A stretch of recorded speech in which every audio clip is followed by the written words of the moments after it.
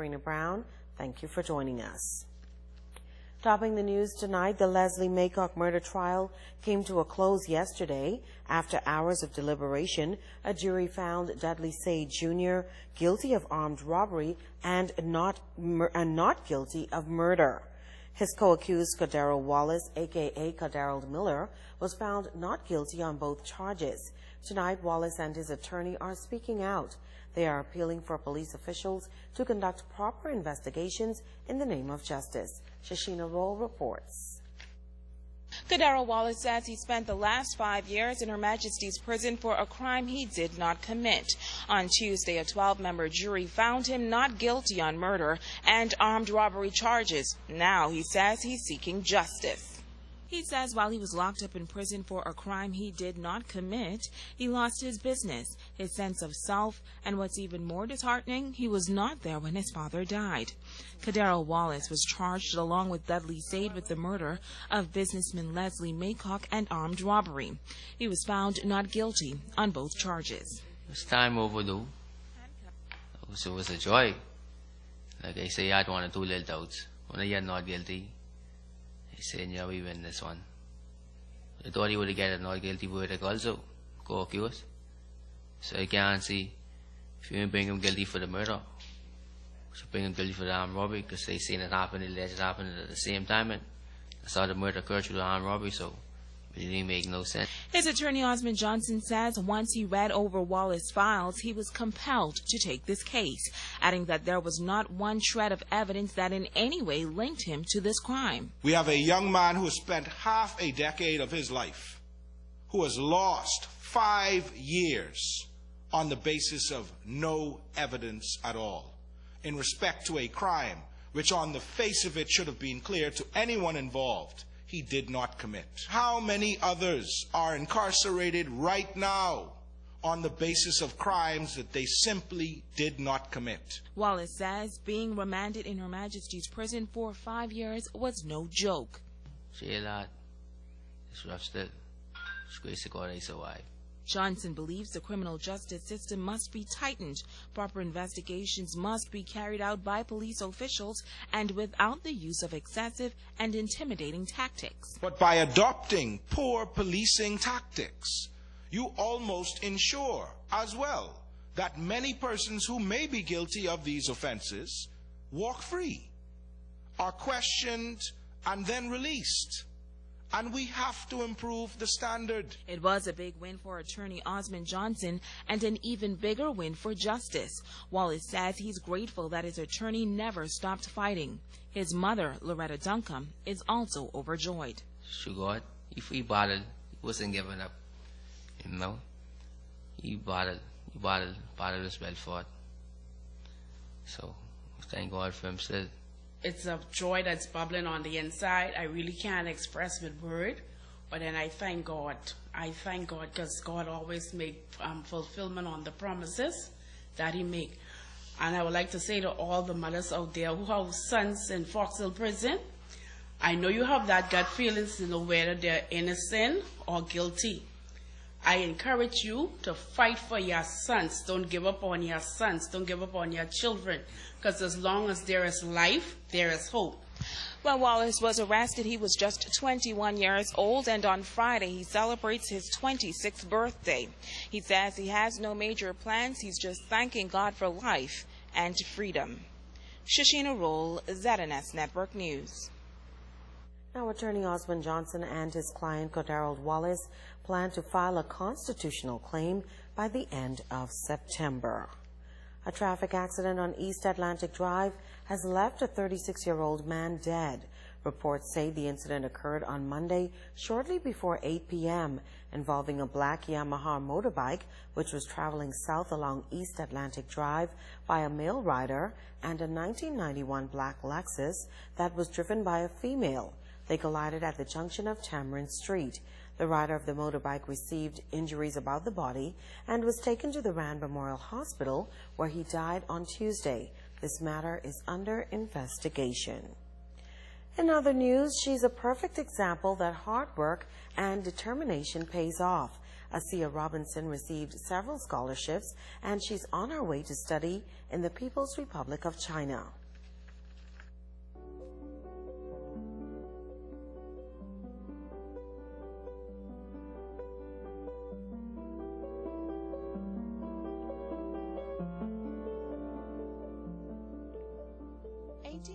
Asiya Robinson graduated from the Lucaya International School with a 3.6 grade point average and an SAT score of 1,810. She has 9 GCSEs, 8 IGCSEs, 1 BGCSE, and the International Baccalaureate Diploma, among many other achievements. I struck a balance between trying to get good grades in the IB Diploma as well as the IGCSE.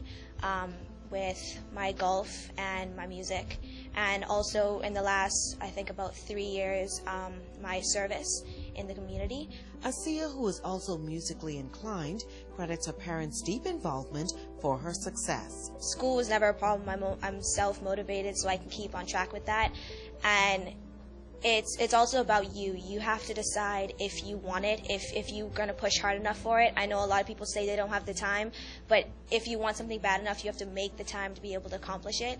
So my schedules were wake up in the morning, try to get some homework done, go to school, go to music, go to golf, go home, get homework done, go to bed, maybe, get sleep, maybe. But it was all towards this goal of trying to get to college. And it certainly paid off. Asiya was awarded a full scholarship to attend Wenzhou Medical University in China, where she will study for 6 years. There were 16 of us who got accepted to learn in China.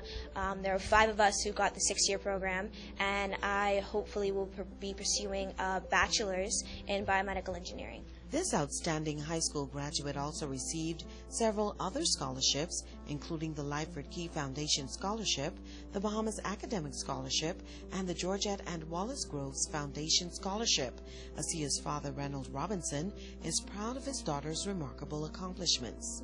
From the time all of the children were born, I know basically I wouldn't have had the economic base to be able to afford college for them. So I tried to give them well-rounded and balanced education and experience to enable them to be able to be at this point, to be able to be granted scholarships. I'd like to thank Mr. Fred Mitchell and the Ministry of Foreign Affairs, also Ms. Shalyn McKinsey over there, for being able to afford the scholarship, as well as His Excellency the Ambassador to the Bahamas from China, also China Scholarship Council. While the difference in culture will be challenging, Asiya says she's looking forward to the academic adventure in China.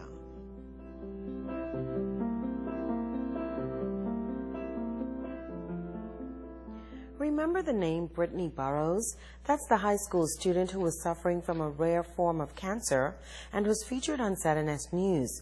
She touched the hearts of many who gave their overwhelming support.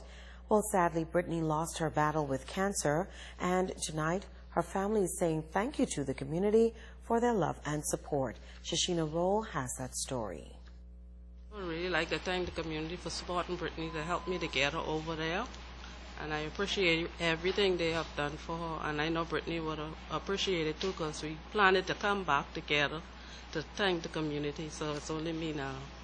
And I really like to thank everybody, the prayers and the finance. Brittany was the oldest daughter of 4 children. Her mother remembers her as someone with a big personality and an even bigger smile. Brittany was a happy child. Even though she was going through, she never complained one day.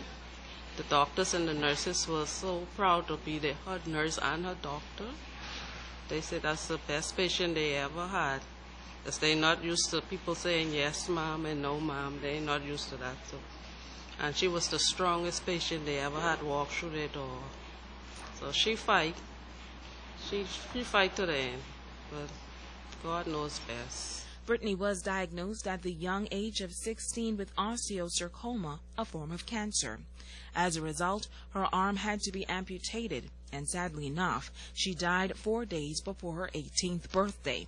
She formed a special relationship with the sister group, President Apostle Ann Grant. It seems so vibrant and full of life. I never anticipated, never expected that she would die from this illness because Brittany wanted to live.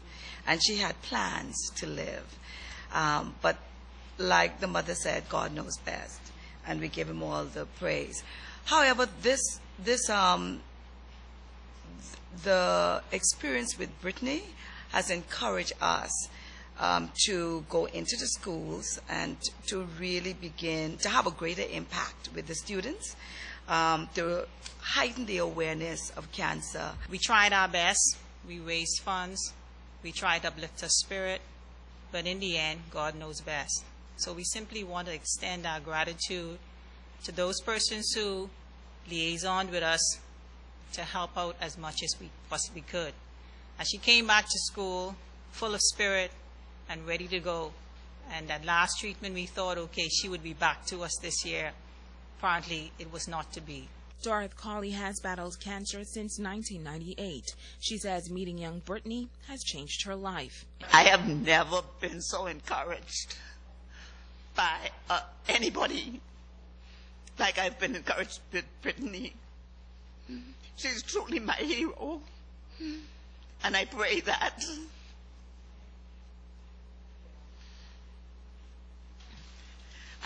we can do something, a memorial in her honor, because she truly, truly, truly fought a good fight. And some of the stories coming out of the center, how she was a support to those persons coming in. She never looked at her situation. She always tried to see how she could best help other people.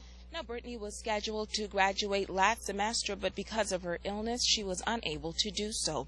Her family, as well as the sister group before her passing, had planned a gospel concert. Those plans have not been postponed. That concert is scheduled for November 1st to help defray any medical expenses. Shashina Roll, ZNS Network News. Stay with us. There's more news after this.